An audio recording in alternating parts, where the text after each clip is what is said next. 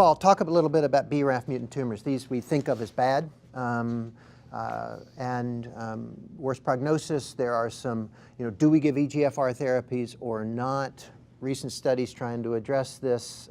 Scott Kopetz's SWOG study. Right. Talk a little bit about that. Well, so BRAF-mutant tumors are sort of our arch enemy in a way. They only account for about 8 or 9% of total colorectal cancers, but they're obviously a driver mutation and also drive a really terrible biology because they tend to have a much worse prognosis, and it also is a marker in a predictive sense, a negative predictive marker of response to therapy. They tend to respond not well to therapy.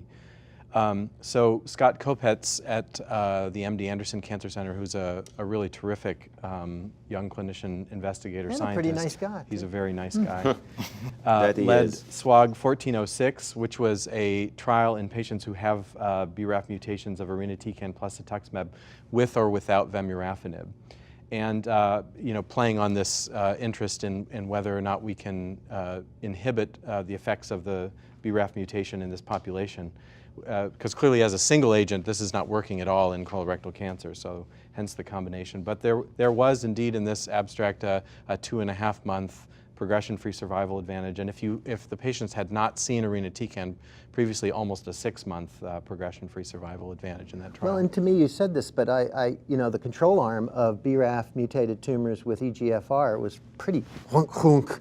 It looked like it didn't work. So for me, at least, this is practice changing. Because I don't really want to give an EGFR therapy to a BRAF mutated tumor without this combination. Yeah. Agree?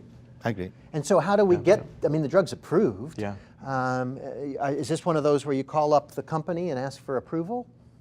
Or I think use the trial as a mechanism for getting U.S. insurance companies to... the upcoming trial of the Beacon study, I think. Yes. The Beacon study, yes. But that has a control arm, right? It has a control arm with FOLFIRI, cetuximab. Well, it's a tough... You have to, unfortunately, you have to have that arm.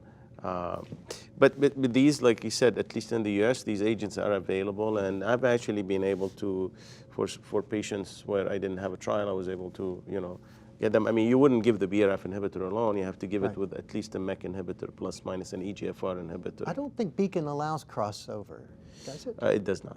So, but again, with an available drug, it may be one of those that we muddy the OS. Well, it is an international study, right. so the U.S. is going to muddy the water, definitely. However, and as much as I don't like to say that, those patients do so poorly that once they progress, it's very unlikely that they're going to cross over too much. And it's not like this is some home run long tail. As you said, it's like 2 to 4 months, right? No, but it may give you a couple months of breathing room. Right. I know this is the reason why it's attractive to using these patients for FOLFIRI-BEV in first line, because you don't know if you can do a second line, basically, to these patients. So you try to put everything together, hoping that you have something that works. In the first line, absolutely. Yes, these are the patients where I don't even think twice about FOLFIRI, bevacizumab in the first line.